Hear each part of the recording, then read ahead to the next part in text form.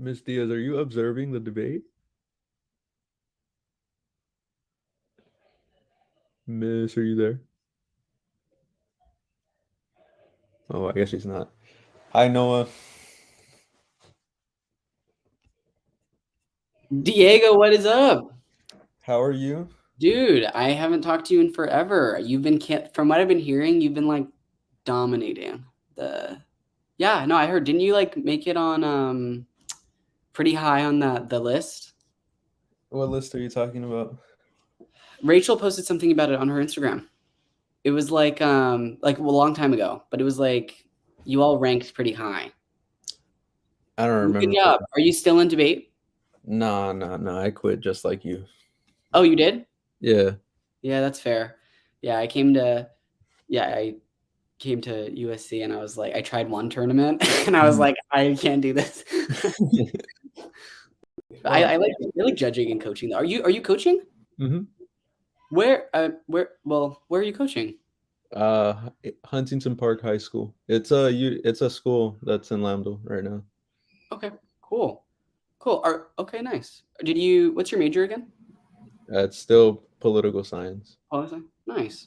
Good afternoon, Cool. judges. Good evening. Hello. Hello.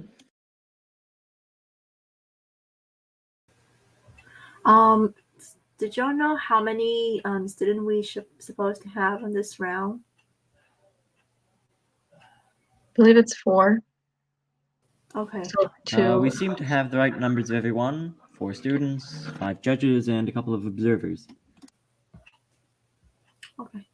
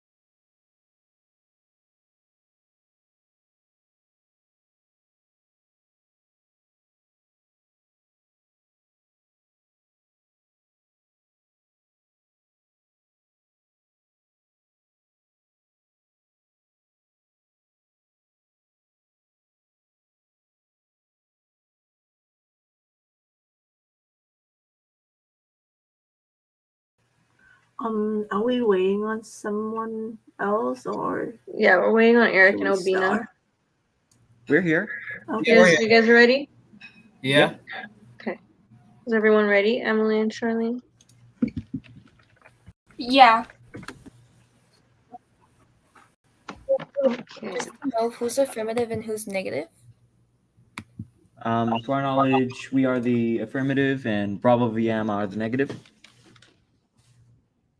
Okay, so first affirmative construction 1AC. I am the 1A.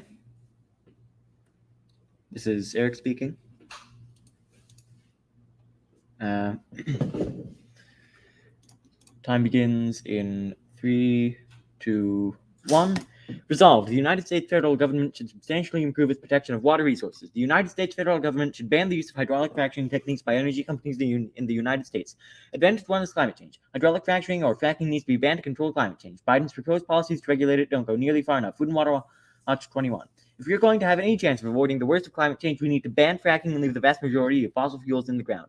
Biden has the ability to take an important first step towards a livable future by halting the leasing for new oil and gas drilling on federal lands. That action alone will not be nearly enough. To avert climate chaos, Biden must embrace the vision of moving off fossil fuels completely. Banning the development of oil and gas on federal lands would be significant for the climate. Between now and 2050, new drilling on federal lands could produce the carbon equivalent of 1,000 coal-fired power plants at a time, when we need to be dramatically reducing our carbon emissions. Leasing of federal land for oil and gas development has increased under Trump. Coupled with his cutting of already too weak regulations of the production and transport of oil and gas, transactions have recklessly increased emissions and pushed us even closer to climate chaos. Trump's actions continue to trend started under the Obama-Biden administration. Fracking was a bridge to nowhere that would sidestep promising and genuinely reliable alternative energy solutions. Expanded oil and gas production became a pillar in the Obama-Biden all-of-the-above energy strategy, and in 2012, Obama-Biden campaigned for re-election, touting increased domestic oil and gas production. But merely stopping new leases on federal lands will not be enough. Over 10 million acres of land were leased under Trump in the last term of Obama-Biden alone, making our efforts to move off fossil fuels all the more difficult. What it will take is leadership to move the country completely off fossil fuels. This means stopping new leasing of federal lands. It also means reversing the damage that has been done in the last decade since we first raised the call for a national ban on fracking. This means banning fracking nationally, either through regulation or legislation, and initiating a fair and just transition that starts shutting down existing fossil fuel plants as we build out our renewable energy infrastructure. That will destroy the climate. Methane is the most potent greenhouse gas. Its contribution to climate change are unrivaled. 2021. Reducing emissions of methane, the main component of natural gas, will have to play a far more vital role in warding off the worst effects of climate change. The global methane assessment, compiled by an international team of scientists, reflects the growing recognition that the world needs to start reining in planet-warming emissions more rapidly, and that abating methane, a particularly potent greenhouse gas, will be critical in the short term. A growing body of scientific evidence has shown releases of methane from oil and gas production, one of the biggest sources of methane linked to human activity, may be larger than the earlier estimate. The report singles out the fossil fuel industry as holding the greatest potential to cut its methane emissions at little or no cost. It also says that unless there is significant deployment of unproven technologies capable of pulling greenhouse gases out of the air, expanding the use of natural gas is incompatible with keeping global warming to 1.5 degrees Celsius. The reason methane would be particularly valuable in the short-term fight against climate change. While methane is an extremely potent greenhouse gas, it is also relatively short-lived, lasting just a decade or so in the atmosphere before breaking down. That means cutting new methane emissions today and starting to reduce methane concentrations in the atmosphere could more quickly help the world meet its mid-century target for fighting global warming. By contrast, carbon dioxide lasts for hundreds of years in the atmosphere. But if we can make a big enough cut in methane in the next decade, we'll see public health benefits within a decade and climate benefits within 2 decades. Methane is more potent in the shorter term, warming the atmosphere more than 80 times as much as the same amount of carbon dioxide does over a 20-year period. This means that cutting methane emissions may be one of the most effective ways to immediately slow rising global temperatures. You have a near immediate slowdown in the rate of warming. Going all in on reducing methane emissions from the most polluting industry needs to slow the rate of global warming by 30%. No alt causes. Failing to limit fracking makes emissions reductions in all other sectors impossible. Swanson and Levin 20. LNG exports are driving increased GHG emissions in the United States. Annual GHG emissions in the United States from the extraction, processing, domestic transport, and liquefaction of LNG exports is equivalent to the emissions produced by 1/5 to 1/3 of the entire U.S. gas power plant fleet in 2018, with the annual emissions of 28 million to 45 million fossil fuel powered cars. These GHG emissions will count against the United States pledged to cut emissions to 26 to 28% below 2005 levels by 2025. The projected emissions from this industry alone are equal to about 2 to 3% of net U.S. emissions in 2005. As the U.S. LNG export trade develops, its projected GHG emissions from LNG export industry could slow or reverse the average 1% per year decline in domestic GHG emissions seen in the past decade. Further, these new emissions will continue and perhaps grow for decades, locked in by the industry's investments in expensive new pipelines, liquefaction facilities, and export terminals. Advantage to is pollution. Next, it is slow violence in affected communities. Merely living near wells cuts 3 years off life expectancies. Cling 21. Oklahoma is dotted by tens of thousands of oil and gas wells, and a new study shows that living close to them comes with a clear set of health risks. Fracking comes with its own long list of health and environmental concerns. Where does fracking wastewater go? Is it safe to live near fracking sites? No, it's not safe to live near fracking sites, and adding more fracking wells has a direct negative impact on public health. Researchers found that more fracking sites meant higher death rates, more cancer, more cardiac arrest, more respiratory diseases, and lower life expectancies. 1% increase in the number of fracking wells led to a 4.2% reduction in life expectancy. Similar trends were observed for the remaining health indicators, where a 1% increase in the number of fracking wells led to a 6% increase in mortality rate, a 7.9% increase in cardiac diseases, a 7.3% increase in cancer diseases, and a 5.9% increase in respiratory diseases. The CDC says life expectancy in the United States is 78.7 years. A 4.2% reduction in life expectancy then means taking more than 3 years off of someone's life. A 2019 study that looked at Oklahoma to show living closer to fracking wells had a negative impact on infants' birth health. A 2016 EPA report found fracking could harm drinking water, and a 2019 analysis from Oxford University Press concluded fracking has local and regional direct health impacts. Fracking is not only bad for the environment, but also bad for public health. The safest approach is to ditch fracking altogether and move to 100% clean and renewable energy. Next, we outweigh on magnitude. Fossil fuel production causes health problems that underlie 1 in 5 deaths, THCN 21. New research found that more than 8 million people died in 2018 from fossil fuel production, significantly higher than previous research suggested, meaning that air pollution from burning fossil fuels like coal and diesel was responsible for about 1 in 5 deaths worldwide. Researchers directly attribute premature deaths from particulate pollution to fossil fuel combustion. Often when we discuss the dangers of fossil fuel combustion, it's in the context of CO2 and climate change, and we overlook the potential health impact of the pollutants co-emitted with greenhouse gases. We hope that by quantifying the health consequences of fossil fuel combustion, we can send a clear message to policymakers and stakeholders of the benefits of a transition to alternative energy sources. The health gains we can achieve from getting off fossil fuels is twice what we thought it was yesterday. Thanks to more rigorous science, we can now see that fossil fuels cause far more harm than previously understood. Next, limiting fracking is key to cutting emissions and reducing air and water contamination that threatens ecosystems and public health. Few and 20. States like New York, Maryland, and Vermont have already banned fracking. It threatens waterways, ecosystems, and people's health. It simply cannot exist in a world where we're serious about reducing greenhouse gas emissions. Putting an end to fracking is central to preventing the deaths of nearby community members who are all too often black and brown. Exposure to air pollutants may cause lower birth weights in newborns as well as increased asthma attacks. Fracking produces methane, a greenhouse gas that can slip out and leaks and flares. The industry was producing 13 million metric tons of methane every year, 60% higher than previous estimates from the EPA. Methane is especially destructive because it carries a higher warming potential than its infamous partner, carbon dioxide. We urge the President and members of Congress to take the following actions. Stop new permits for fracking on federal lands, as well as federal permits for fracking or fracking infrastructure to extract, refine, transport, or burn natural gas or oil. End federal subsidies for the fracking industry and other fossil fuel companies. Revoke permits for current oil and gas wells within 2,500 feet of homes, schools, or other inhabited structures. Work with Indigenous peoples, workers, unions, and frontline community organizations to immediately invest in the just transition and comprehensive economic plan for communities and workers impacted by the fracking industry. Ban the practice of fracking nationwide, effective no later than 2025. Those on the front lines of oil and gas, be it local communities or workers, deserve a fracking ban that centers health, safety, and justice. To summarize, fracking must be banned because not only will it help substantially protect our great nation's water resources, but it will put an end to climate change and will put an end to the pollution caused by fracking, which ends millions of lives every year, especially those of minorities. Thank you for your time.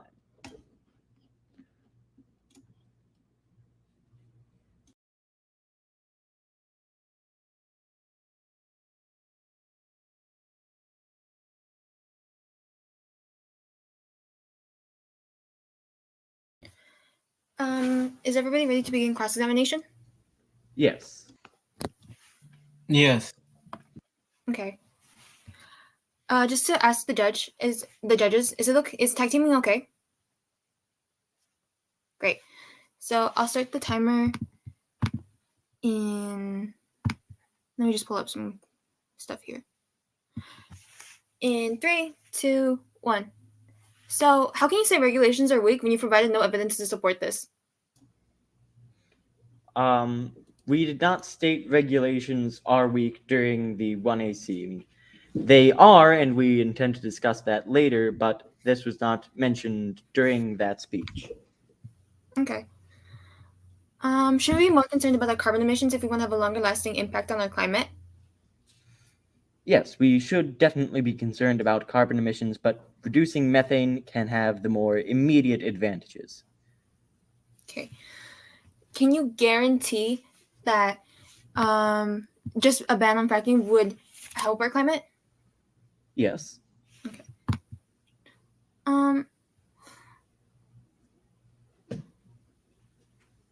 Let me go. What do you plan to do to get energy after a ban on fracking has happened? There are numerous far more safe alternatives to fracking, such as nuclear energy, but more notably renewable sources such as hydroelectric and solar and wind power. Where are you going to get the funding for that? Oh, Where are you going to get the funding no. to support all that? We will, of course, be reducing government subsidies for fracking and other strains on the economy caused by fracking. Okay. Can you guarantee that these fracking companies will turn to clean energy technology when it'd be easier for them to turn to power plants and coal-fired energy? The same companies may not turn to renewable energy, but the nation as a whole will turn to renewable energy instead of fracking once it is banned. Hold on. Okay. How do you know that these methane emissions are coming from fracking and not the agriculture industry? We can be quite certain that methane is being released by fracking because the sites are monitored by the EPA, and studies have shown that they do release significant amounts of methane.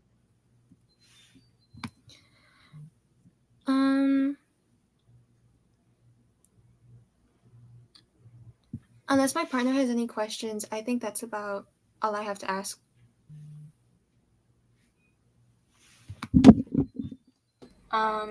Yeah. I don't have any questions yet. Wait, I think I got one more. What do you do to handle job loss? What do you propose you're going to do to handle job loss that comes after a fracking ban? As my partner mentioned earlier, transitional programs can be used to reduce the effects of job loss caused by banning fracking, and the move to renewable energy would create new jobs in that sector. I believe that concludes our time.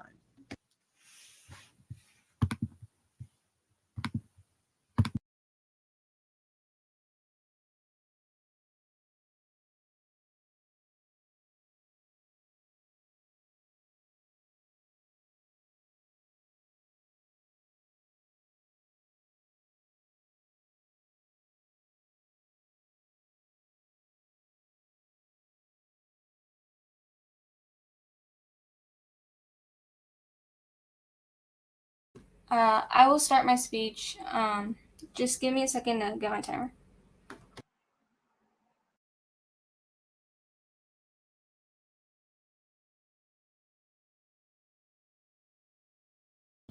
Okay, so my roadmap is case, and the pollution advantage, and solvency, and business confidence, and then RCP. Are you guys ready? Okay, I'll be starting in 3, 2, 1. Methane regulations are strong now. Banning fracking isn't necessary. Johnson 21. Federal methane emission restrictions are back on the table after Congress voted to reinstate regulations first established by former President Barack Obama and then rolled back by Donald Trump. U.S. House of Representatives passed legislation to reestablish the Obama-era regulations. Over the last decade, flaring intensity in the Permian Basin decreased 64%, according to a study from Texans for Natural Gas. Next, industry innovations means that fracking produces less methane emissions than ever before. That's Clement 19. Breakthroughs in finding and stopping methane leaks are a constant search for the U.S. oil and natural gas industry. More methane capture and fewer emissions are core goals. This makes perfect sense, of course. Thus, methane is a product to be sold, and the industry always seeks to not let it leak out.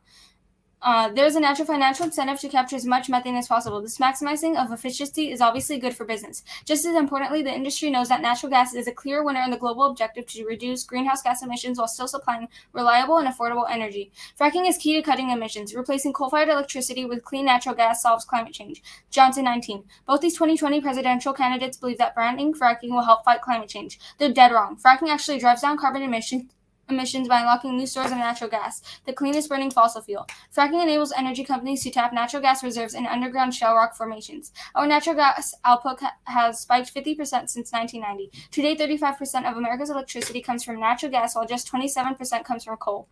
Fracking bans would reverse this progress. If natural gas hadn't begun to displace coal, 2018 emissions would have been 15% higher.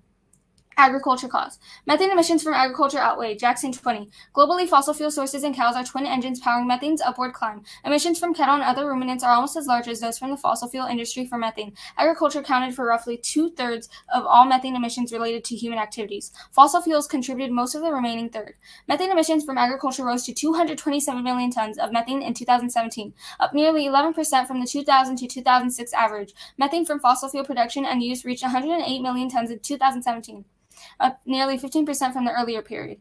Fracking safe. It doesn't negatively affect drinking water, studies prove. Wisman 21. Science clearly shows that with proper design and adherence to industry standards, fracking does not affect drinking water. The EPA's 6-year, $30 million study found no effects from fracking activities on drinking water quality. Natural gas operations in Pennsylvania are not contributing to deterioration of water quality in that basin. Other reputable studies by academic institutions and government agencies have reached the same conclusion. Halting natural gas development in Pennsylvania and other states threatens American jobs and will derail decades of environmental progress. The costs of a fracking ban are far too high. Fracking doesn't cause air pollution. It is cleaner than other sources, which means it reduces particulate pollution on the whole, or 16. A new study released by the World Health Organization who says air quality in the United States has become cleaner. A key reason that air quality has improved is because more Americans than ever are now relying on natural gas, and burning natural gas emits fewer pollutants into the atmosphere than burning coal. Natural gas emits 1/3 the nitrogen oxides and only 1% of the sulfur oxides that are produced by burning coal. Not only did WHO find that air quality has improved in the United States in recent years, the study found that cities in North America generally have cleaner air than in Europe, where several countries, including France, Germany, and Ireland, have placed moratoriums or bans on hydraulic fracturing. The EPA conducted a thorough assessment of fracking and found no evidence that fracking led to widespread or systemic impacts on groundwater quality, and they found that although surface spills and well casing leaks have occurred, they are rare compared to the number of wells drilled.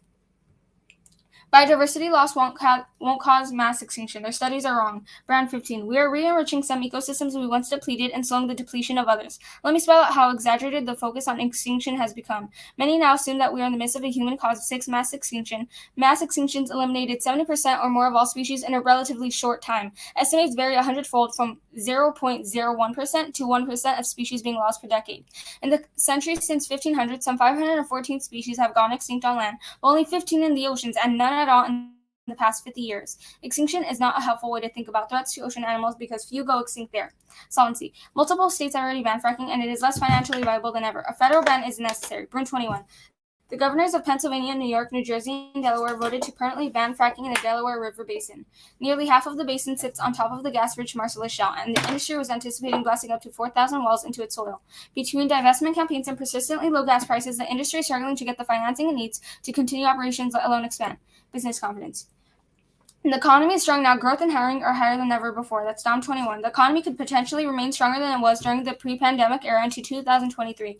Congress approved $1.9 trillion in fiscal spending on top of an earlier $900 billion package last year. The money is now making its way through the economy. Economy is back. March is better than expected increase of 916,000 jobs. This boom could easily run into 2023. Link. Banning fracking could destroy the economy. It would cost trillions in GDP, spike energy prices, and immediately trigger a recession. Wisman 21. A nationwide ban on fracking would have disastrous consequences, including a potential loss of $7.1 trillion in cumulative GDP and millions of jobs by 2030, likely triggering a recession. A ban would reverse our growing energy self-sufficiency and return us to the days of depending on foreign suppliers. Household energy costs spiked by an average of $618 per year, including higher prices for natural gas, electricity, gasoline, and heating oil. Fracking has created thousands of families sustaining jobs, revitalized manufacturing and other industries, and generated billions in new revenues. Impact. Economic decline causes great power war. That's Loot 18. Current social, political, and technological landscape. A prolonged economic crisis could escalate into a major global military conflict. The consequences of this mistake could extend far beyond the economy. According to Harvard's Benjamin Friedman, prolonged periods of economic distress have been characterized by public antipathy toward minority groups or foreign countries, attitudes that can help to fuel unrest, terrorism, or even a war. We must take seriously the possibility that the next economic crisis could lead to a large-scale military confrontation. Moving on to the counterplan. The United States federal government should end any exemptions for hydraulic fracturing from federal environmental regulations, fully fund the enforcement of those regulations, and enact greater fines for methane emissions from hydraulic fracturing. The fracking industry is exempt from critical regulations like the Clean Air Act and Clean Water Act. Stepping up enforcement of existing regulations and creating stronger methane rules is sufficient to solve the act. Clinton, McGovern, and Martinez 21. Hydraulic fracturing, better known as fracking, is not one of them. More immediately, the industry's ability to avoid federal environmental regulation and harm the health of the communities where fracking is being conducted is alarming. The Energy Policy Act freed fracking from regulations allows companies to inject amounts of chemicals into the earth and pollute the air without disclosing what they're doing. It is left to scientists to evaluate the impact of fracking on the air, waterway, and human health. Thank you.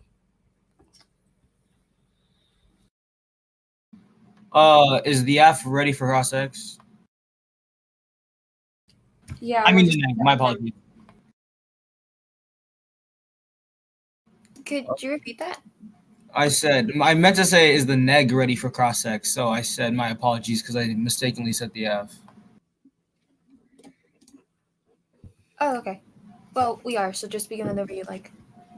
Okay, and 3, 2, 1. Methane is being captured, right? So you guys acknowledge that it's detrimental to the environment. We're just saying it's being captured. Okay, but a follow-up question. Do you believe that methane is detrimental to the environment?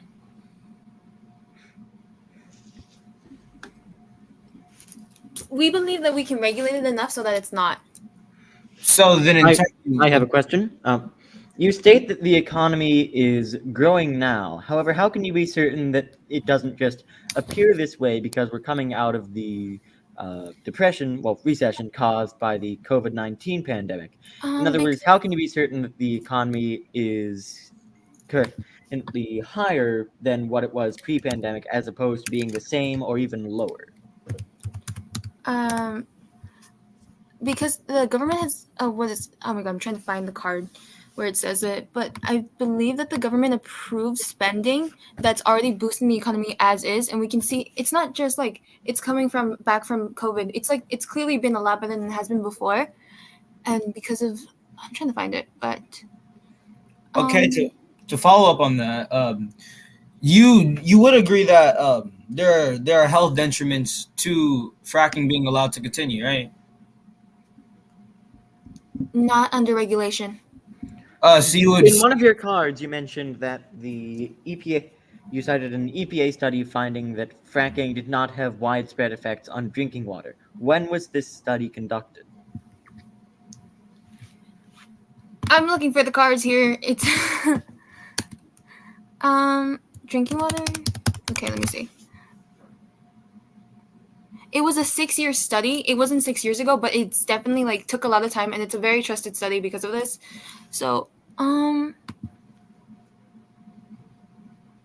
it doesn't say the date, but because of the 6 year, because how long it took and how it's information that was calculated over time, I say that's very trustworthy. would you okay because there are health detriments to fracking being allowed to continue, would you and there's also economic benefits, would you say that the economy is more important than the health detriments that fracking is currently producing? We were not saying that. We were saying that with regulations, fracking can continue. Fracking can continue with regulations. Fracking would not be harmful. So you would agree that we need stronger regulations to control Yes, fracking? regulations, not a ban. Would it be worth only regulating fracking if even those regulations still caused a decline in the economy? They wouldn't, because fracking would still be existing and funding us. But the regulations is also cost an addition of the economy. I believe that's time. Do we need time for the 1AC for the 2AC? I believe we'll take a couple minutes prep time for the 2AC.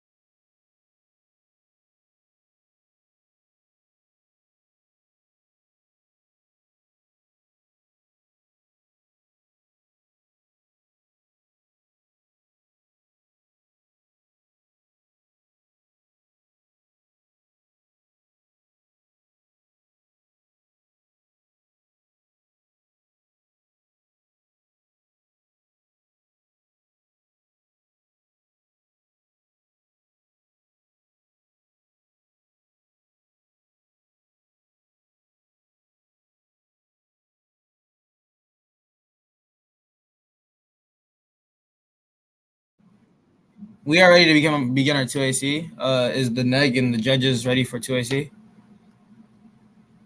Yes. Okay, I will begin in 3, 2, 1.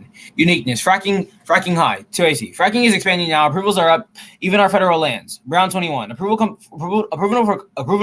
for companies to drill on for oil and gas on U.S. public lands are on pace this year to reach their highest level. George W. Bush was president, underscoring President Joe Biden's reluctance to more forcefully curb petroleum production in the face of industries and Republican resistance. The Interior Department approved about 2,500 permits to drill on the public lands and tribal lands in the first 6 months of this year. That includes more than 2,100 drilling approvals since Biden took office. Biden campaign lasted year on pledges to end new drilling on federal lands and to rein climate change emissions.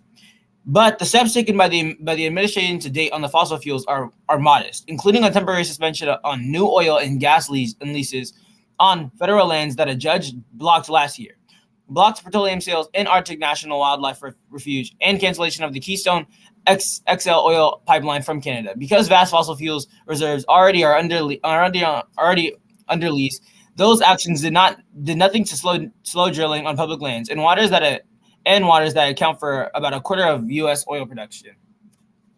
Fracking won't displace fossil fuels. Gas exports will increase total electricity consumption, which drives up emissions. Swanson and Levi 20. Even with stringent methane leakage controls, international traded LNG is not very effective emission reduction strategy. In fact, it is likely that growing the U.S. LNG export trade would end up increasing overall energy demand and consumption instead of replacing dirtier fossil fuels in importing countries, as well as increasing the overall amounts of methane leaks into the atmosphere. Exported LNG would be more effective only if the methane leakage is reduced. Exported LNG comes from reduced consumption, and the LNG is used to replace coal. Widespread expansion of gas would likely lead to increased energy use and could, in some instances, displace lower carbon alternatives like renewable or nuclear power. This could increase atmospheric GHG concentrations to 650 parts per million and global temperatures by 3.5 Celsius, well above the temperature predicted to result in catastrophic climate impacts. Unchecked global warming causes extinction. Sprat 19. An existential risk to civilization is one of the most permanent, large, negative consequences to humanity, which may never be undone, annihilating intelligent life or permanently and drastically curtailing its potential. With commitments by nations to 2015 Paris Agreement, the current path of warming is 3 Celsius or more by 2100. But this figure does not include long-term carbon cycle feedbacks, which is materially relevant now and in the near future due to unprecedented rates in which human activity is perturbing the climate system. Warming of 4 Celsius is incompatible with organized global community, is devastating the majority of ecosystem and has a high probability of not being stable. The World Bank says it might be beyond adaptation. But an existential threat may also exist for people and regions at a significant lower level of warming. In 2017, a 3 Celsius of warming was categorized as catastrophic.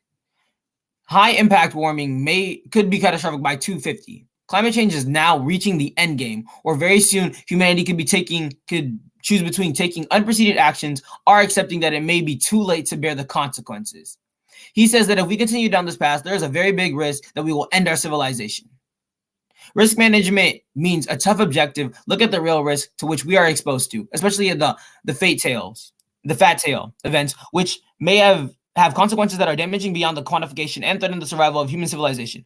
Global warming projections display a fat tail distribution with a greater likelihood of warming that is well in excess of the average amount of warming predicted climate models, and are a high probability that would be expected under typical statistical assumptions by the climate models, and are a higher probability than would be expected under typical statistical assumptions. I already said that. Regulations won't help. There is no way to make the process safe, and if there were, it would be too expensive. Guy 16. Maryland proposes stringent fracking regulations. These regulations, and in fact, any regulations, won't keep us safe. Fracking can't be regulated such that the practice is safe and poses no threat to life, despite what the state of Maryland says.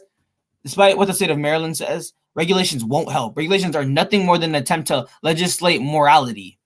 oil and gas by properly controlling the fracking process to make it safe, assuming it would be possible to do so. Fracking is expensive, and the ONG wouldn't be interested.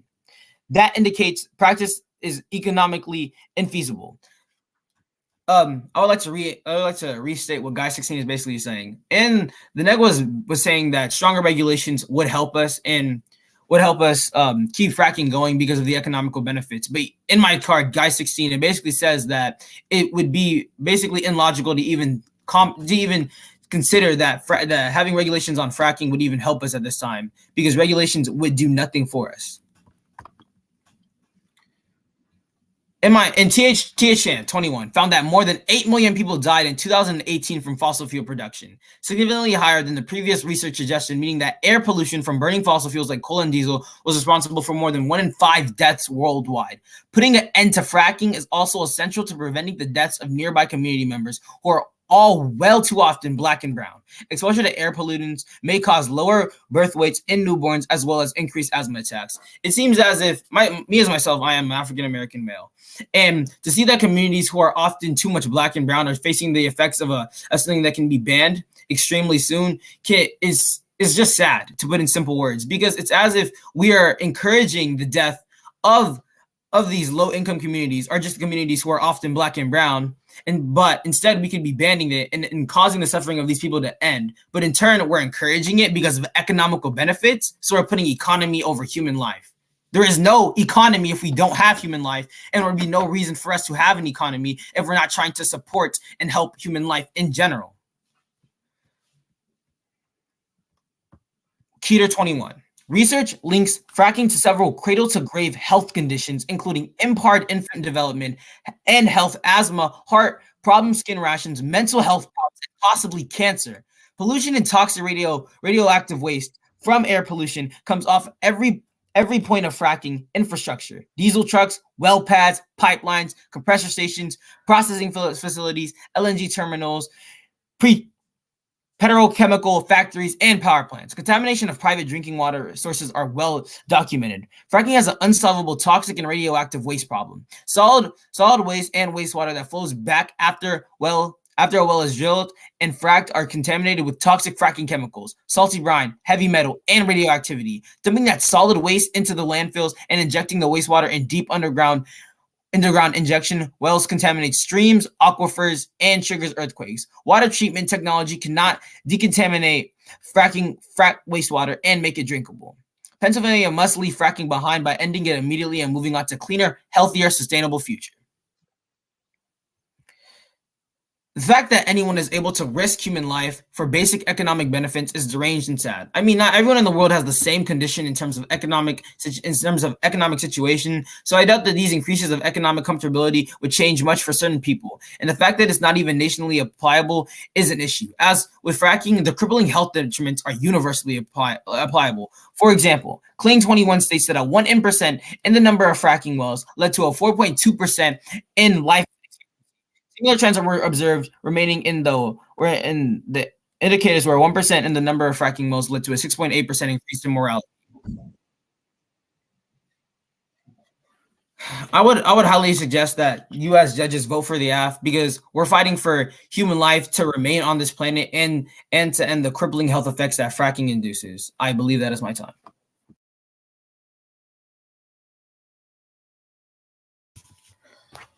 Is everybody ready for cross-ex? Okay, we'll be The starting our answer prepared. timer in 3, 2, 1. How can you be so sure these deaths aren't caused by other variables? And this is for your pollution argument.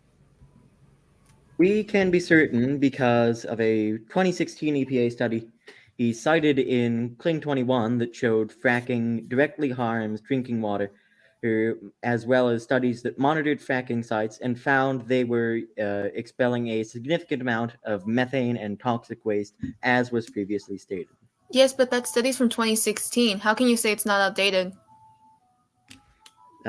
Frankly, it is still the EPA, and 2016, while not immediate, is still decently recent. And indeed, the EPA study you cited, claiming that fracking has no negative effects on drinking water, didn't even have a date.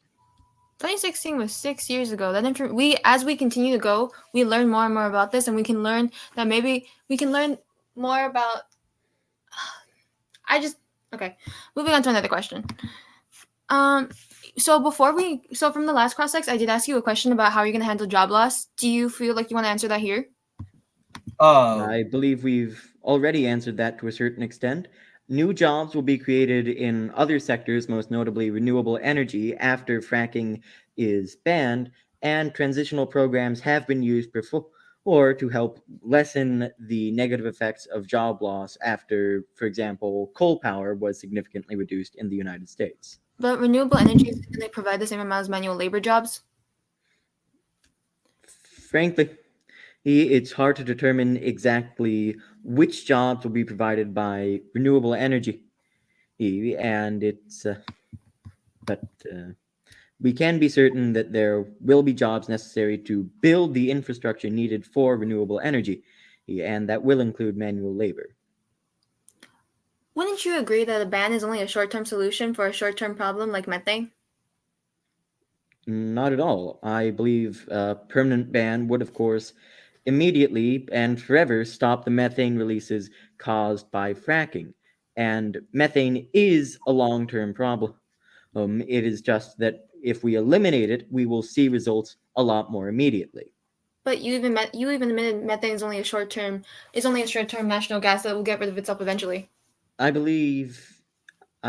believe you're fully understanding my arguments. Methane does last in the atmosphere for a shorter amount of time than carbon dioxide. However, it is significantly more potent, and until we stop constantly producing it through mechanisms such as fracking, it will continue to build up in our atmosphere and contribute to global warming.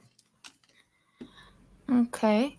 And let's say we go with this ban. How are you guys gonna handle the military conflict that comes with this? You guys want to prevent deaths from apparently fracking, but we're gonna die if I other believe that's countries. time. Yeah. Give me a minute to start my timer for the 2N. So, okay.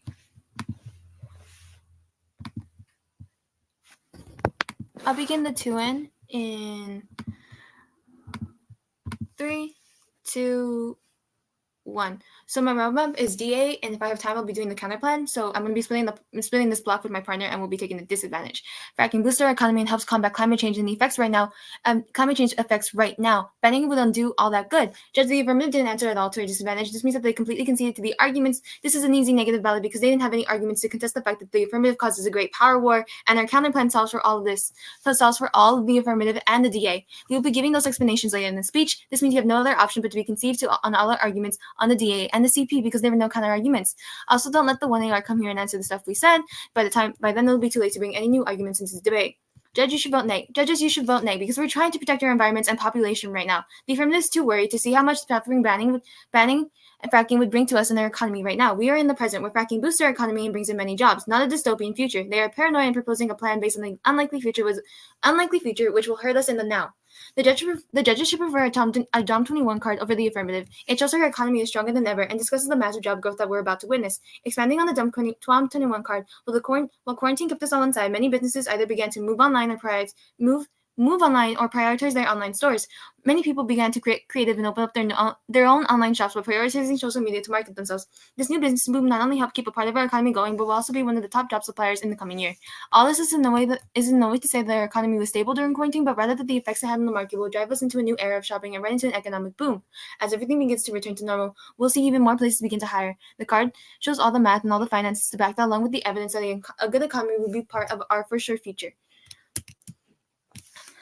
Referring back to the Wisman 21 card in the 1NC, if we go through with the X plan, we'd be destroying our economy and many people's lives. If we thought the job loss caused by COVID was bad, wait until you see what banning fracking can do. Millions of people would be out of jobs, and energy prices would be spiking with how hard energy would be to come by. As America is the leading country in fracking and natural gas, this proposed ban will not only affect us, but also all those countries that we export energy to. The affirmative is only concerned about the USA, and if you actually take a worldwide look, you'll see that fracking occurring here is vital for many third world countries. Banning fracking would be very detrimental to those in America. Pennsylvania would not be the only state feeling the hit.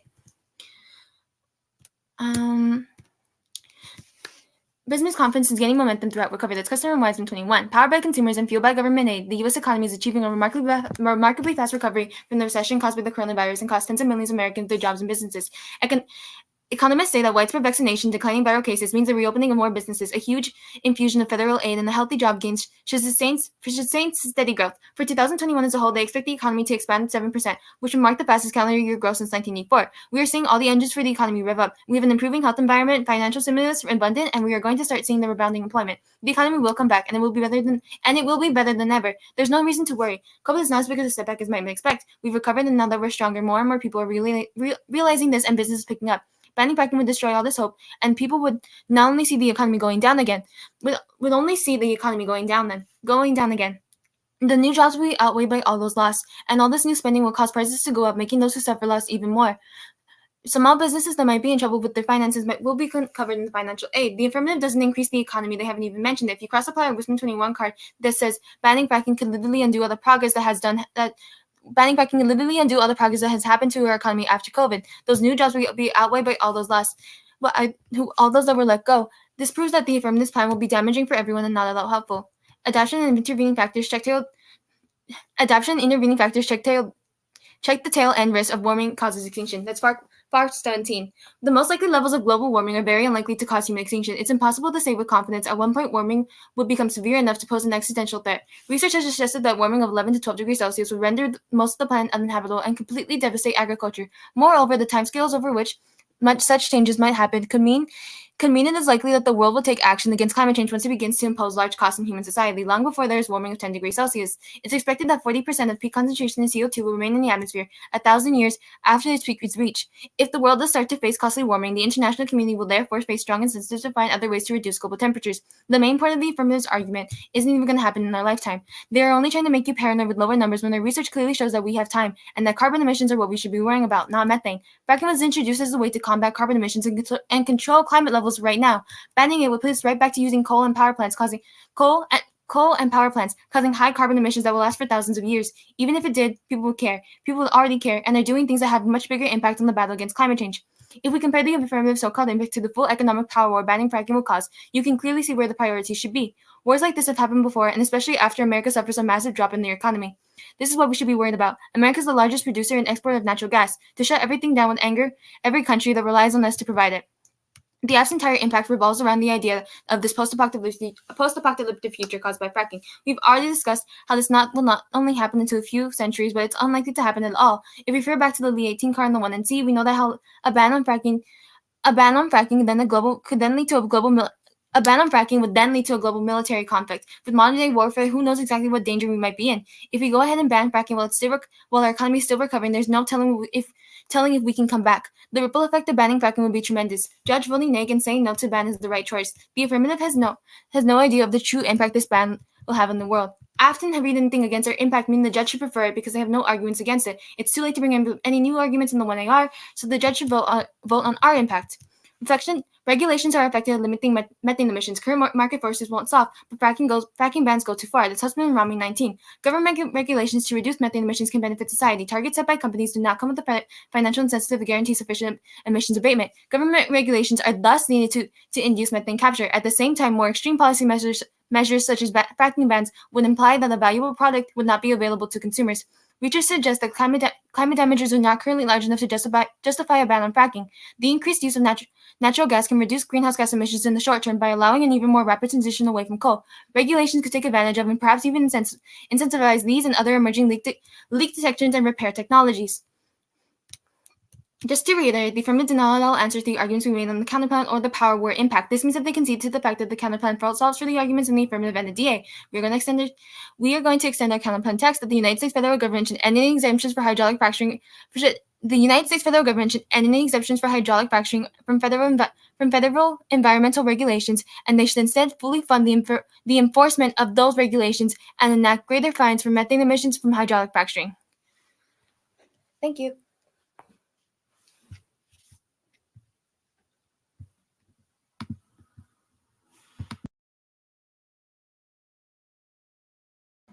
Are the judges and the neg ready for cross-ex?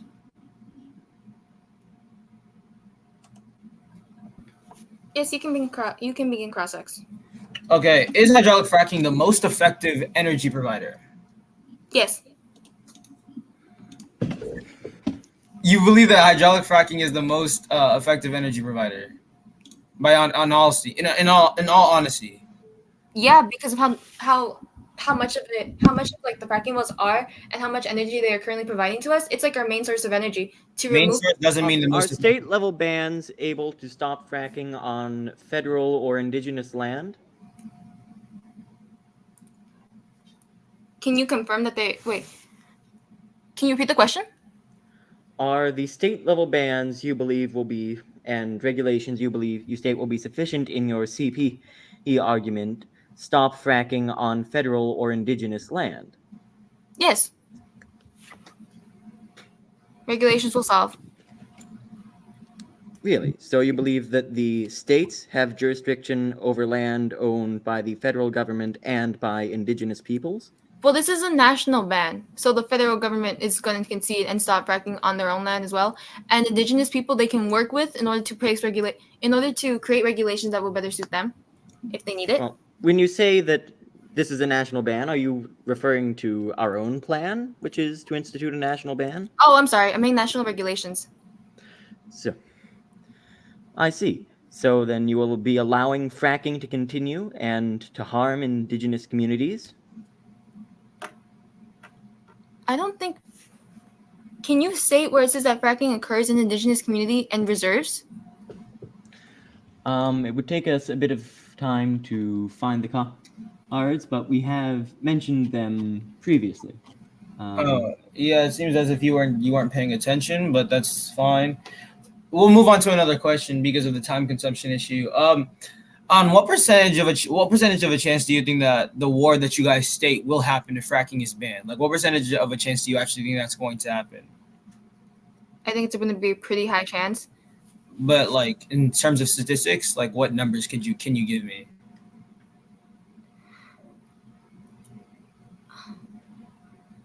Or just evidence in general. Like, what evidence can you prove that this is even likely of happening?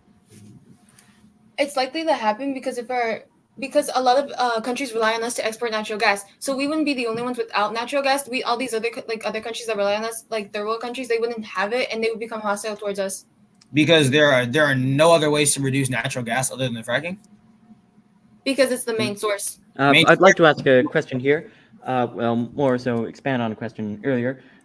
You declined to answer a question because you claimed we had yet to state that fracking occurred on indigenous lands. However, that is simply untrue. In the card Brown 21, it is stated the Interior Department approved about 2,500 permits to drill on public and tribal lands. So could you please explain how your CP intends to handle drilling on tribal lands? We could just place regulation. Oh.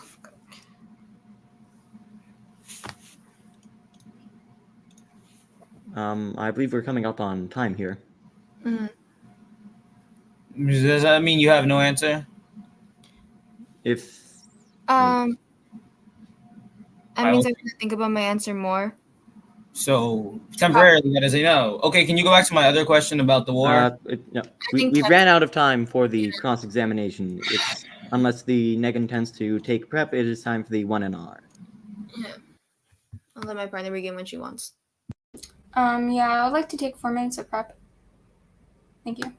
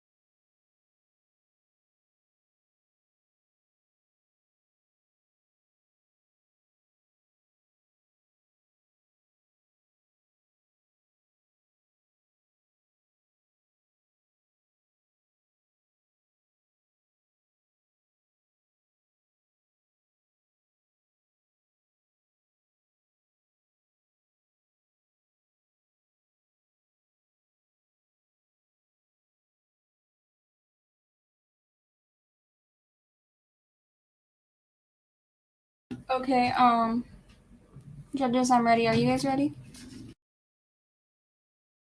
Yes. The AF is prepared to flow.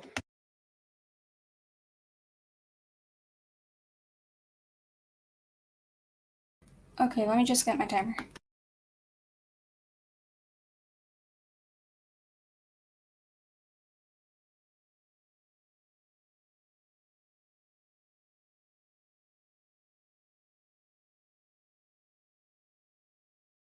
Okay, sorry, I was muted.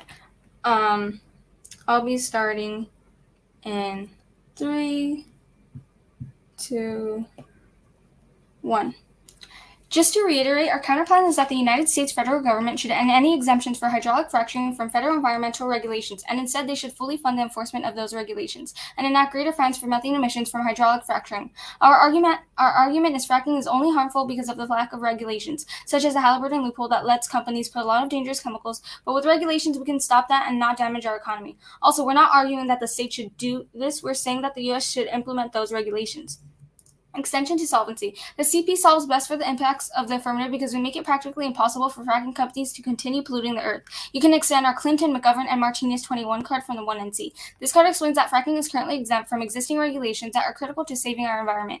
The author specifically notes that the Energy Policy Act freed fracking from regulations that are required by the EPA's Underground Injection Control Program. Because of this, fracking companies aren't required to disclose what chemicals they are injecting into the earth when they are doing the fracking process. This is known as a Halliburton loophole.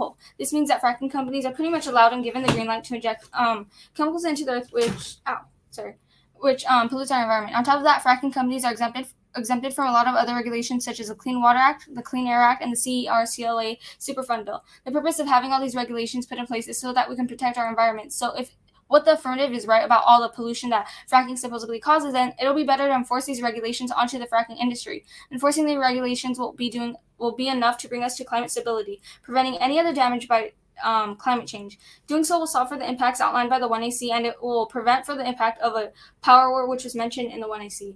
Disad flow because fracking isn't being banned completely. This means that the CP is a better option to solve both the problems of the negative and the affirmative.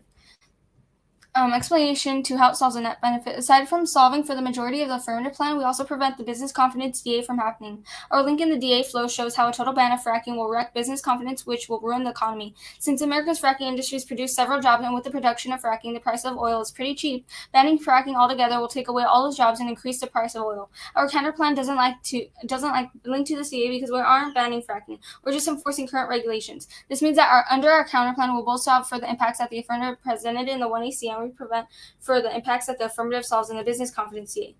They didn't provide a permutation argument that states the AF plan and the neg CP can coexist in the same world. This also means that the AF plan isn't competitive against the CP, meaning it's not a good idea. Just in case they did say a perm, here's the reason why it won't work. In the case you personally believe that the counterplan and the AF plan can coexist, or they if they set a perm, here's our response to that. Both of them coexisting together doesn't make any sense. Both the counterplan and the YAF plan are mutually exclusive. They can't coexist in the same world. Their plan is to ban fracking in its entirety, while our counterplan is to enforce regulations that they dodge. There's no possible way to both ban fracking and to put more regulations on it. How can we put more regulations on fracking if it isn't being practiced anymore? Either way, the affirmative never really gave you a clear explanation of how the permutation would look like and what specific policies the government would pass. Absent that explanation from the affirmative, it should be impossible for you to vote affirmative on the permutation that they might or may not have claimed, because you don't even know what specific actions that come out of it or the justifications for it. Extending the emissions argument, why push for an outright ban? Things are already happening now. Cutting off fracking throughout the United States is unnecessary. Authority figures such as Obama and Trump are already pushing for regulations on fracking. A vote of 229 to 191 from this year decided to reestablish the regulations Obama once had. In 2019, the Trump administration began the process of rolling back the regulation, which was then fully implemented in August 2020.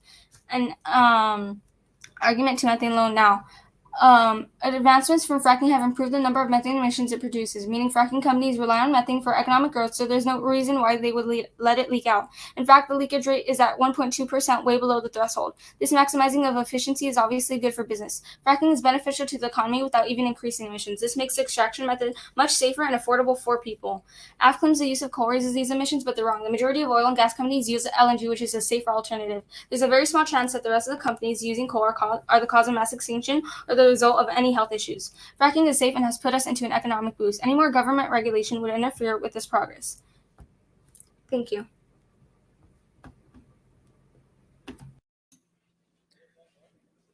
The AF will be taking 4 minutes prep time prior to the 1AR.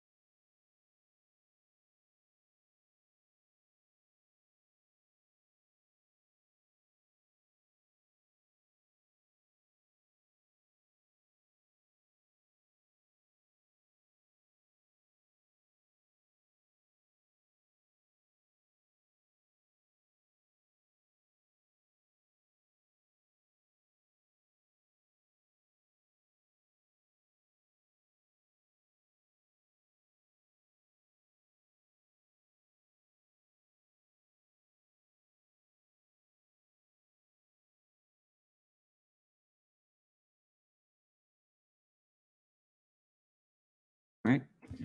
The AF is ready to begin the 1AR. Are the NEG and judges prepared? We're waiting. So one of the judges needs to leave early, so we're trying to see what we can do with the panel right now. I see. So How many judges are on the panel right now? hold on. I'm talking to J Floor right now, Noah. Oh, you are? Okay, cool.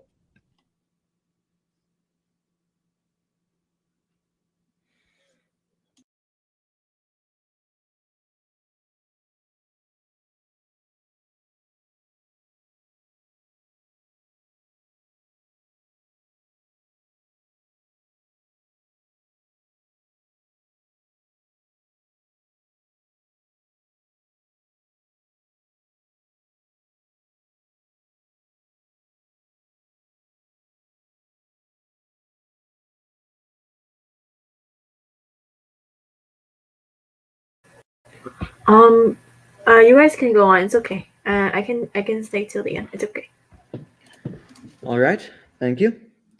We will begin the time for the 1AR in 3, 2, 1. The NEG has claimed as early as the 2NC that we have failed to respond to their CP and DA. This is simply untrue. In fact, it represents, at best, them failing to pay attention to our arguments, and at worst, an intentional misrepresentation. To begin with, if we have answered their CP with the card Guy 16, which states that there's a very low chance that regulations can make fracking sufficiently safe, and that even if they do, it will make the process economically infeasible. This means their CP should be discarded because its ability to solve for the same advantages as our plan is dubious at best, and even if it does, it fails to solve for the disad which they have been spent so much time discussing. Moving on, we also answered the disad by discussing its uniqueness. This was made during cross-ex and also is somewhat of a corollary to that same Guy 16 card in many states. In the few areas where fracking has been banned or severely regulated, there will necessarily have been economic downturn. Plus, it is common knowledge that in the past year we have experienced extreme inflation, all of which goes to show that the economy is still down from COVID. And yet we are yet to see any sorts of negative effects from this, as one would expect if the disad was in any way a realistic threat. Continuing with this attack on their uniqueness, business confidence is slow to recover. They're afraid of Biden administration policy. Rosenbaum 21. In the middle, confidence-wise, is appropriate because there are still lots of unknowns as far as the recovery. Small Business and Entrepreneurship Council President Karen Kerrigan said, many are still digging out, paying back rent, getting back to a normal level of revenue. The U.S. economy is staging a sharp recovery as several rounds of stimulus checks have buoyed consumers. President Joe Biden's infrastructure plan and spending priorities are also expected to provide an economic boost. But views about the president's ambitions are mixed on Main Street. The tax policy needed to fund the infrastructure plan divides small business owners, with 39% of entrepreneurs in favor of paying for the measures by raising the corporate tax rate to 28% from 21%, while 59% disapprove. The partisan split here is also wide. 85% of Democrats and Democratic leaners approve of a corporate tax hike, along with just 38% of independents and a mere 13% of Republicans and GOP leaders. Most companies are not union companies, Kerrigan said, though she added most do view infrastructure spending positively. These are real things that impact the business and operations, Kerrigan said. Global supply chain issues, which have hit businesses of all sizes, and the struggle to find new suppliers have combined with inflation to limit the small business sector's ability to get back to pre-pandemic levels of confidence. They feel squeezed because they can't raise prices, and all the chatter about the potential for inflation has an impact on confidence and how much they invest, she added. This card from 2021 even mentioned the inflation that later went on to happen in extreme amounts. As we can see, the economy has been bad for years, and yet the NEG's main argument against our plan is that it would further harm the economy, but we are yet to see any notable negative effects from this harm. If anything, we've been focused too much on the economy lately by reducing COVID restrictions and have seen numerous deaths and new cases and are one of the worst countries in the world for COVID. This shows the foolishness and short-sightedness of the NEG's plan. In addition, their counterplan has been inherently racist by neglecting the effects of fracking on tribal communities. When we questioned them about this in cross-ex, they failed to respond repeatedly and indeed doubted that it even happened on tribal communities, showing a complete failure to take into account these important members of our nation. The AF plan, however, will solve for these by banning fracking completely and preventing the numerous deaths it would cause, not only in tribal communities, but in numerous minority and low-income communities throughout the nation as a whole. I believe that will conclude our time.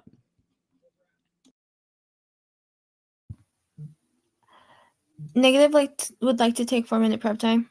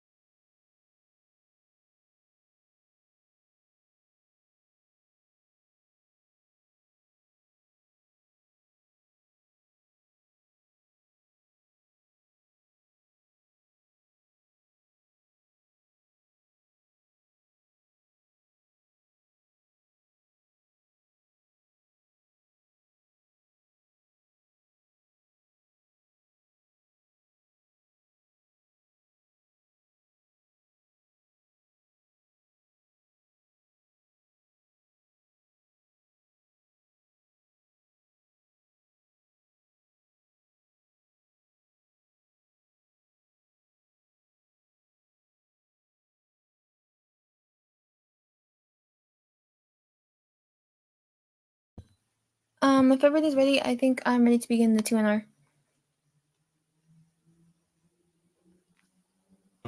We are ready. Okay. I'll start in 3, 2, 1. We cannot rely on fracking companies to move to green energy technologies, otherwise they would have done so already. They have no incentive to do so, and it's much simpler for them to instead to turn to power plants and coal-fired energy, no matter how much the affirmative tries to argue that they will. Realistically, green energy would cost fracking companies more money than will earn them. Instead, they'll return to coal-fired power plants because the infrastructure and funding is already provided for that. If we allow them to continue fracking, but in a safer way that won't damage our environments or public health or biodiversity by placing regulations, if we were to allow them to continue fracking, but in a safer way that won't damage our environments or public health or by replacing regulations, it would be safer. Most green energy technologies run on their own, meaning they won't produce the same amount of manual labor jobs that fracking does. So even if we do the proposed green energy technology, we would still be seeing massive job loss. The affirmative will be damaging to us. There's no way to come back from that. The affirmative will be damaging us. There's no way to come back from that, and they're still not answering to the economic power war.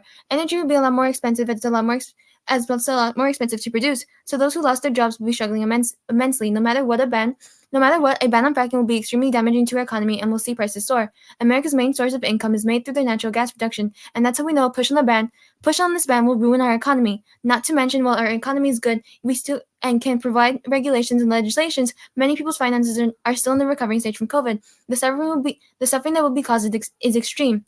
Don't listen to the affirmative's Rosenbaum card. They read it too late. We care about the public health and the economy. The affirmative continues to make the argument that regulations cannot be supported, but throughout my 2NCA speech, I explain how the economy is strong and can in fact support the regulations I stated. These regulations are things such as the Clean Water Act, the Clean Air Act, and the CERCLA Superfund Bill. If we push these regulations and get them to do what they actually mean to do, we can actually get them to do what they mean to do. The purpose of having all these regulations put in place is so we can protect our environment. It'll be better to enforce these regulations onto the fracking industry. Enforcing these regulations will be enough to bring us climate stability, preventing any other damage done by climate change. Doing so will solve for the impacts outlined by the 1AC, and it will prevent and solve for the impact of a power war. Don't disregard the CP. It is the better option to solve for the problems both in the negative and the affirmative. I want to emphasize again that the husband and Rami 19 card, which states that regulations are effective at limiting methane. Current market forces won't solve, but fracking bans go too far. Government regulation to reduce methane emissions can benefit society. Targets set by companies do not come with the financial incentive to guarantee sufficient emission abatement. Government regulations are thus needed to induce methane capture. At the same time, more extreme policy measures, such as fracking bans, would imply a valuable product would not be available to consumers. Research suggests that the climate damage is not currently large enough to justify a ban on fracking. I'm trying to tell you that the ban is going too far, and there's not enough to support or evidence to back it. Creating regulations and pushing them will not only practice faster, but it'll be in a more welcome way. A ban on fracking would for sure cause an economic power war because it won't be providing the same amount of energy or jobs as the affirmative's proposed green energy technology. Not only would this technology take an extremely long time, but regulations are better because they don't link to a decline in the economy. We argue that fracking doesn't cause a lot of harm to the population, but if the judges don't believe those arguments, we can still have the counterplan to solve for the impacts while also solving for the disadvantage. I'll repeat the Wisdom 21 card and the or 16 card that emphasizes studies finding no connection of fracking and harm. Wisdom 21. Science clearly shows that with proper design and adherence to industry standards, fracking does not affect water. The Environmental Protection Industry's 6-year, $30 million study found no effects from fracking activities on water quality. Natural gas operations in Pennsylvania are not contributed to the deterioration of water quality in that basin. Other reputable studies by academic institutions and government agencies have reached the same conclusion. Halting natural gas development in Pennsylvania and other states threatens American jobs and will derail decades of environmental progress. The costs of a fracking ban are far too high. In Isaac or 16, it states a key reason that air quality has improved is because more Americans than ever are now relying on natural gas, and burning natural gas emits fewer pollutants in the atmosphere. Not only did the WHO find that air quality has improved in the United States in recent years, the studies found that cities in North America generally have cleaner air than Europe, where in several countries including France, Germany, and Ireland have already placed bans on hydraulic fracturing. I want to clarify my argument for regulations on indigenous and federal lands. The counterplan is to enforce national regulations that will not allow fracking to harm nearby communities, and work with Native people to create their own regulations that would better suit their needs and prevent harm. Currently, fracking companies are ignoring regulations in favor of existing loopholes, but by placing more regulations, we can put an end to and to all the damage the AF talks about. We understand the affirmative's concerns, but they seem to be disregarding ours. Judges, we are proposing the counterplan of regulations and legislations to protect us. We've created the counterplan that will protect our country and those in it. The affirmative will end up placing us in a power war that's more likely to happen than extinction because of how quickly countries can become hostile.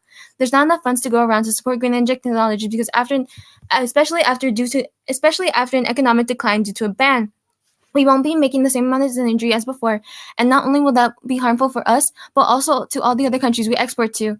Judges, you know that placing regulations will not only protect us from a power war, but from any other harm. Judge, it's clear that the counterplan presented to you by us is the best option and why you should vote neg. Thank you.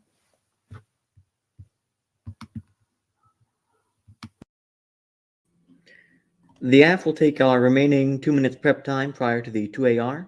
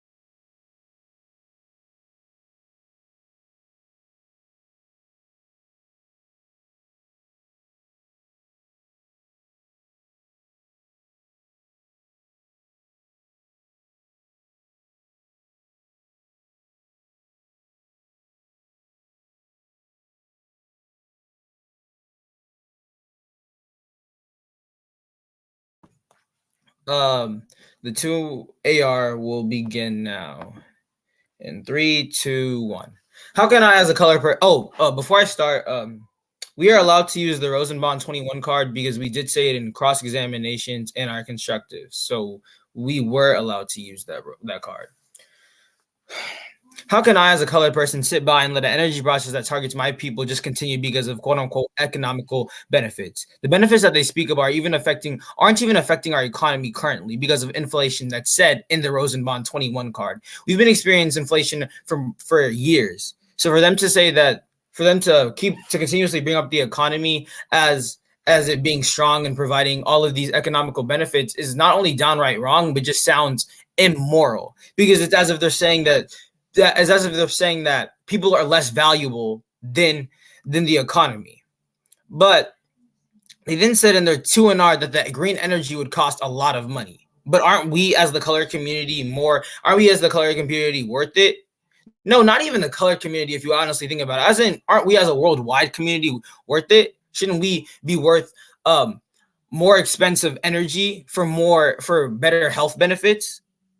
It also seems extremely immoral how we as a country are encouraging a process that has so many health benefits to our next generation. Babies can experience increased asthma attacks or even developing asthma, mental difficulties, and a multitude of just different effects because of fracking. Like I said briefly in my 2AC, and when I was briefly discussing the Clean 21 card, fracking increases cancer diseases by 7.9%, cardiac diseases by 7.3%, and respiratory diseases by 5.9%. It's as if the neg just wants to glaze over the fact that all of these health effects are currently happening and affecting our community currently. It also seems as if, like I briefly said, they're just racist. How do we constantly advocate for this same process that is affecting multiple low-income communities? And fracking sites do target low-income communities for the production of natural gas, because they know that these communities probably couldn't advocate enough to get these removed. So it is racist.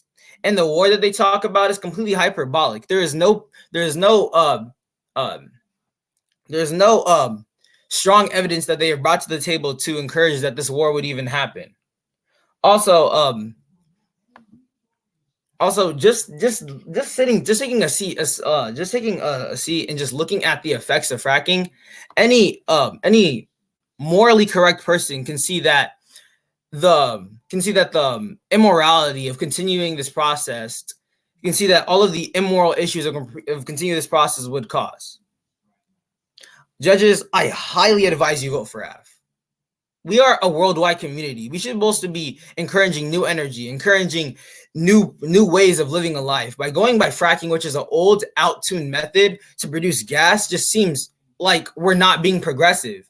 If renewable energy is being put on the table, we should be able to take this to help our new generation to flourish, to help us as a community to flourish, to help us collectively create new ways to find the same outcome. Natural gas isn't something that should cause all of these detriments. And if it is, we should collectively be progressive and productive to be able to move past it. I highly advise you vote for AF on the progressive mindset, because we don't want to look at our new generation in the eyes and understand that we're the reason why they can't move forward. We're the reason why they have increased mental difficulties, increased asthma attacks, increased cardiac diseases, increased cancer diseases, increased respiratory diseases. How are we supposed to be the past generation paving a road for the new generation if we're just going to constantly put them at a disadvantage? We're supposed to be their ancestors and in turn helping them. And I'm assuming that a lot of you just would like to be parents. So how are you gonna look your kids in the eyes and know that they have all of these difficulties just because of a practice that we could cancel and bring the same outcomes with an even more productive energy process? Judge, I highly advise that you vote for the AF. That is my time.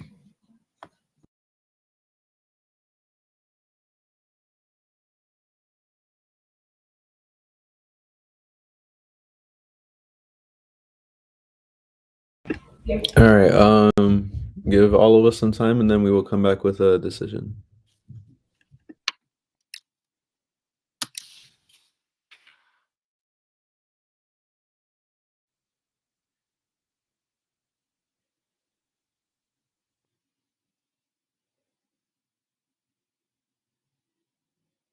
Hey Diego, can you just text me when all the ballots are in? I'm gonna step away. Yeah. Awesome.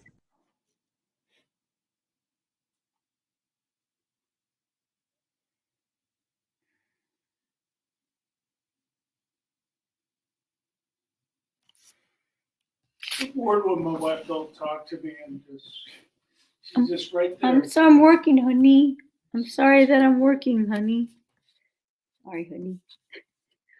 It's like almost like they could touch you. Right.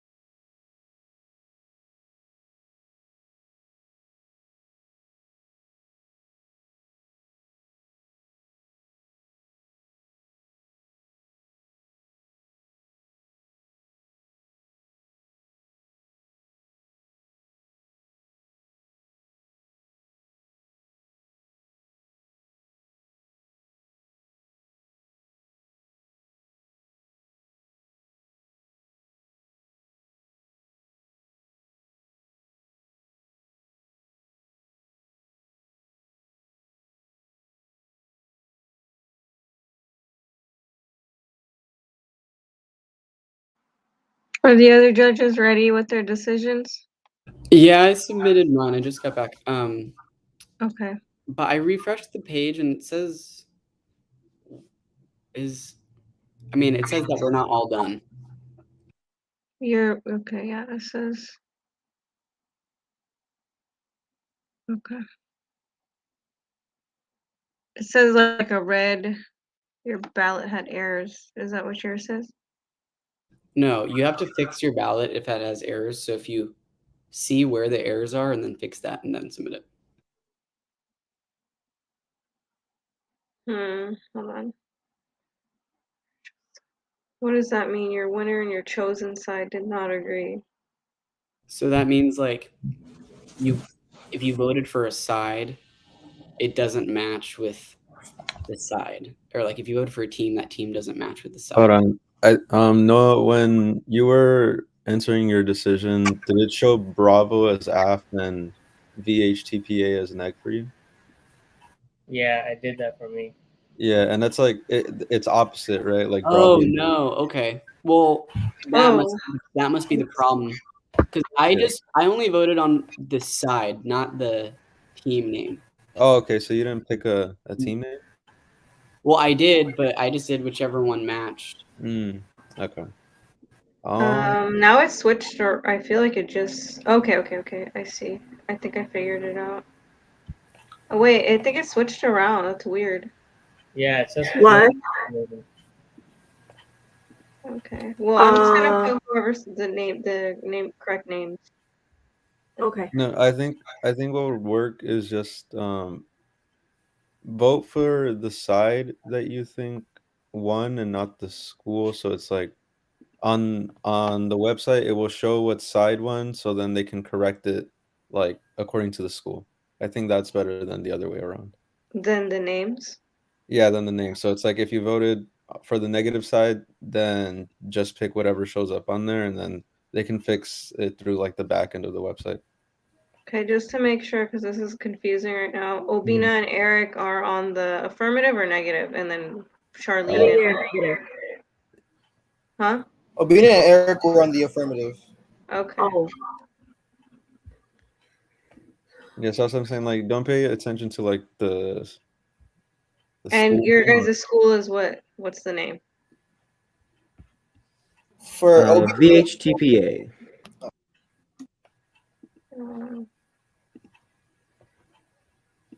Okay. This is weird.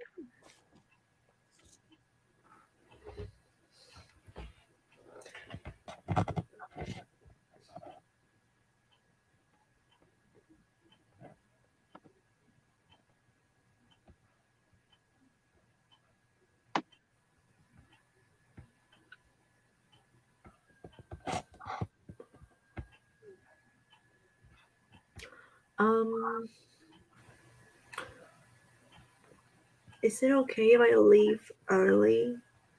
Yeah, did you already vote? Yeah, I already submit my ballot. Okay. I just If you already submitted mine as submitted, well. if you already submitted, you can leave. Just make sure that like you at least put some comments in the RFD so the students can look at it after. Judges, may I ask a question if you guys don't mind? Go ahead. Will you guys tell us the results, or will we look? I don't know if Noah's gonna be here, but I will definitely be here to announce. I'm gonna disclose just because I was told, not like just to disclose in general at Lamdle tournament. Oh, okay. Well, Yeah. thank you guys for answering my question. Okay. All right then. I think I'm good to go. Yeah. Okay, we got it. We're all in. I just want to make sure. Okay. Thank you so much. Great job, everyone, on making it to finals. You all are awesome. Please stay and debate. Get to varsity because you all need to be there. The decision is a 4-1 for the negative side. Zane. Wait, no. Zane, would you like to go first? I'm sorry, this is my first time being a judge. Am I just giving feedback? Oh yeah, you kind of just explain why you voted the way you did, just so they can kind of hear all of our, decisions. Yeah, I mean, I liked both sides. Both sides did an amazing job in giving their arguments. I just voted with I think it was Charlene and Emily with the negative because they made compelling arguments. I loved the way they gave their speeches, and that was about it. Okay, great. I think Tab messed up. We'll mark that. It is a 5-0 for the neg then, because you voted neg, right? Yeah, I mean, it was flipped over for me. For their team, it said affirmative. I don't know why. Yeah, but I wanted to vote for Shirley Okay. and Emily. Perfect. Yeah, we'll mark that down, and we can let Tab know to fix that. I'll just go next really quick. You all are awesome. I voted neg because I think that the AF does drop the entirety of the counterplan pretty much in the 2AR. I think you're getting up and you're saying things like, yes, fracking is bad, it's very racialized and things of that nature, which I do agree with. But I do think that this regulation sort of counterplan, this process counterplan, is actually really good in saying that it solves for the impacts and they do isolate evidence. And I don't really see many offensive arguments against it. And I also think that, maybe the economy dissad is a bit, what do you say, hyperbolic, right?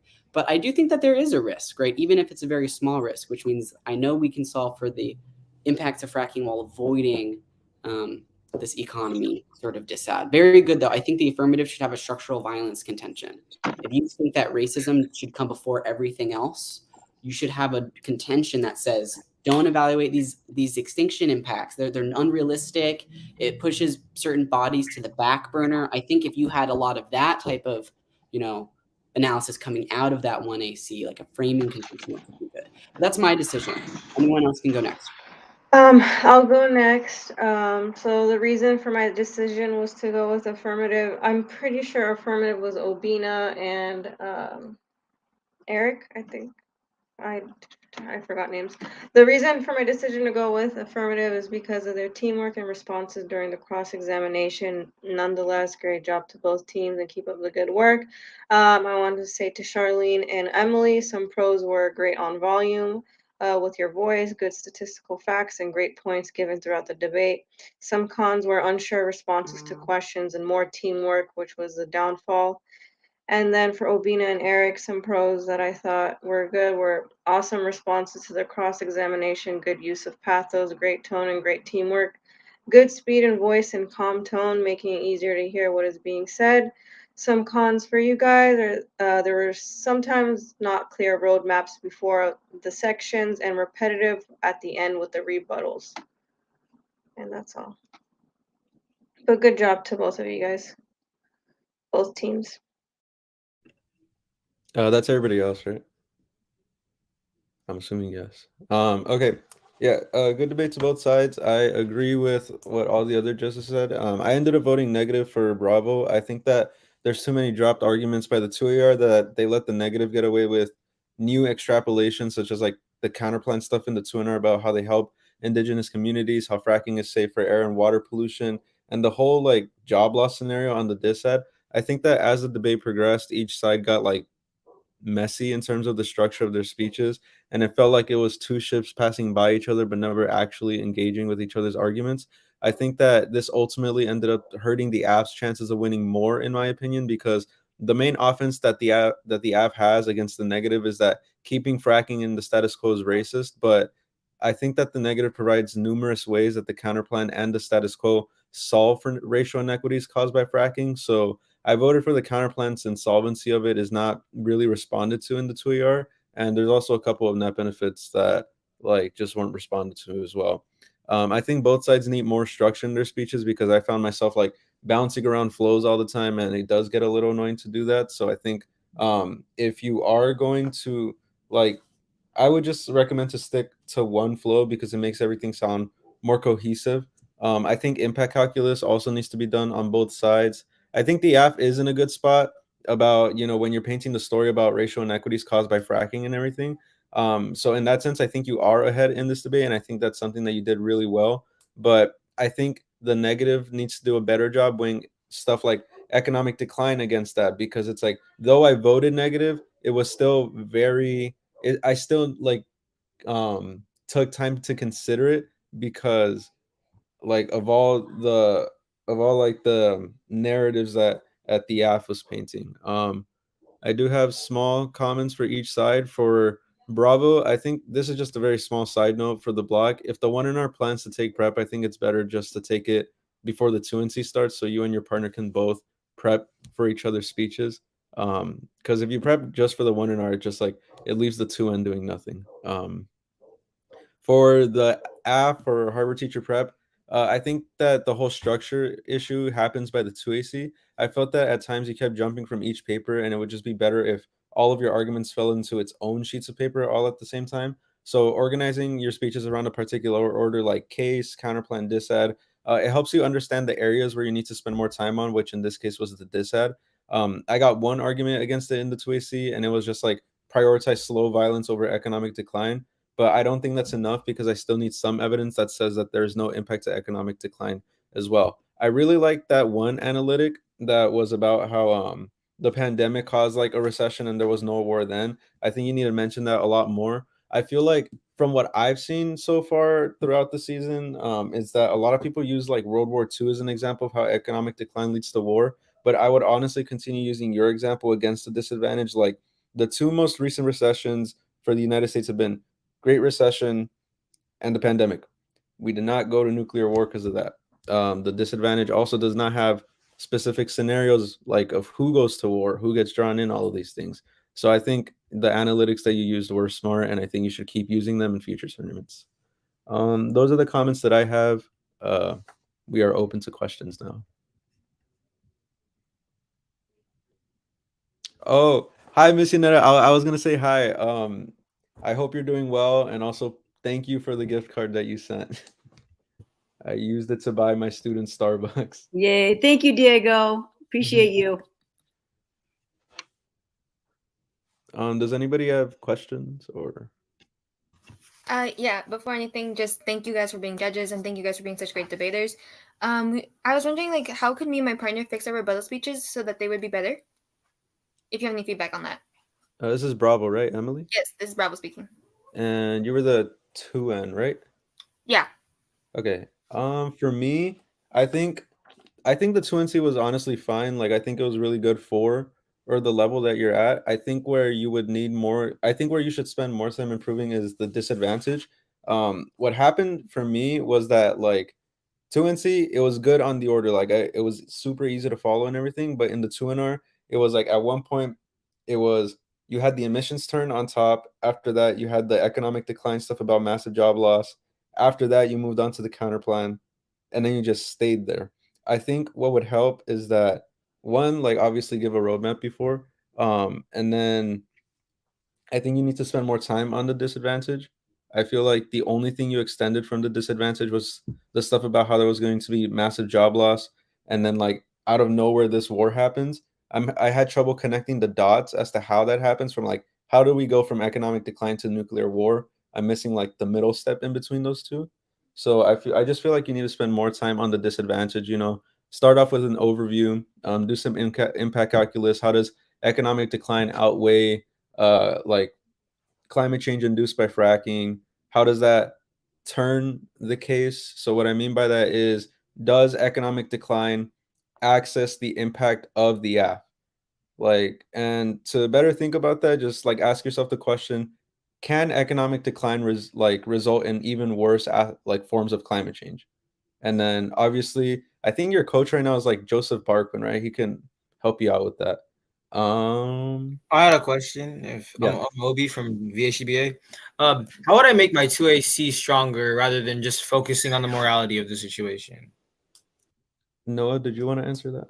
I mean, not my 2AC, my 2AR. My apologies, because I Well, heavily focus on morality, and I think do.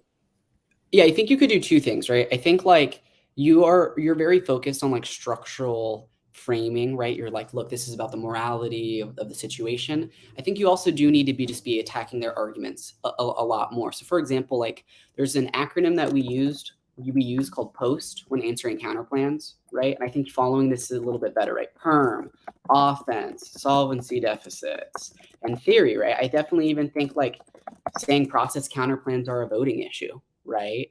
That kind of stuff. As for the 2AR, which is what you're more talking about, I mean, I think that there's a disconnect, in my opinion. I don't know about Diego's or any of the other judges, but there's a disconnect between the 1AR and the 2AR, right? The 1AR is really kind of going, I feel like, talking about a lot of evidence, going through like some nitty gritty details. But then by the time the 2AR comes, you're like, you know, so overarching. You're like, look, they're racist. It's game over. But at the end of the day, I think you're kind of dropping each page, right? Look at what you have to win on each page. You want to beat the counterplan. 2AR drops the counterplan. So even if your morality stuff is sort of true, the counterplan tries to solve your morality stuff, right? So you have to go there. I mean, in regards to the technicalities, like of how you can structure your 2AR, maybe Diego can answer that better than I can, though. But I just think that you definitely need to follow a general outline and talk to your 1AR. What are the 2 best arguments against the counterplan? What are the 2 best arguments against the DA? What are our best arguments that we have on case, right? Talk to your partner and then go for those arguments. You can't just, you know, stand up and be like talking about fracking. So in like 2AR should like keep the arguments in the 1AR and continue them. Yeah. Oh yeah. You have to draw. I mean, as judges, we have to draw a line from the 1AR to the 2AR. If that line's not drawn, we can't evaluate it, right? I get it. I understand. Yeah. Good question though. I mean, if Diego has anything else to add. Thank you. No. The thing you mentioned though was like, is the thing we were doing when we debated together, the whole thing, like, what are the 3 best arguments that we're winning, and then what are like the most important arguments that we need to respond to from our opponents. That should like complete your speech, because usually it was always enough for me to get through like the 6 minutes of my rebuttal. If anything, I would always need more. Okay, thank you, judges, for judging and giving me your feedback and also answering my questions. Hope you guys have a great weekend. Of course, and one more thing really quick. I know that, you know, good job. If you need any, if you have any questions, you can email us. I think I actually have some pretty recent cards on environmental, like things like global warming being really like racist and messed up, and climate environmental justice. I think that maybe if you email me, I might be able to send you a few cards. I just wanted to say that. Okay. Oh yeah, what is your email if you don't mind me asking? Yeah. It's in my paradigm. You probably have Diego's. I think it's in his paradigm too, but I'll put it right there. So send us emails if you need help. This is Diego. It's so nice being on a panel with you. Okay, thank you. Thank you, judges. Thank you also, Emily and Charlene, for debating us. You guys are really great debaters. Hope you guys all have a great weekend. Thank you guys. Thank you, judges. I really enjoyed this debate. It was challenging, but you know, it was fun. Yeah, it was Indeed. really good. Thank you all for your time, and I definitely learned a lot from the challenge of this one. Catch you later, Diego. Have a good one. Let's grab like dinner or something sometime. Like, I'm not in Long Beach that often, but let's talk debate or not debate. Maybe during the tournament, because if I'm being honest, like I am stacked with like stuff this week. When is the tournament? Do you know? March 4, March 5. Okay, yeah. I mean, I should be there. I mean, I should be there. So I'll let you know. And yeah, let's during that time. Talk to Devin together. Yeah. Okay. See you later. Bye.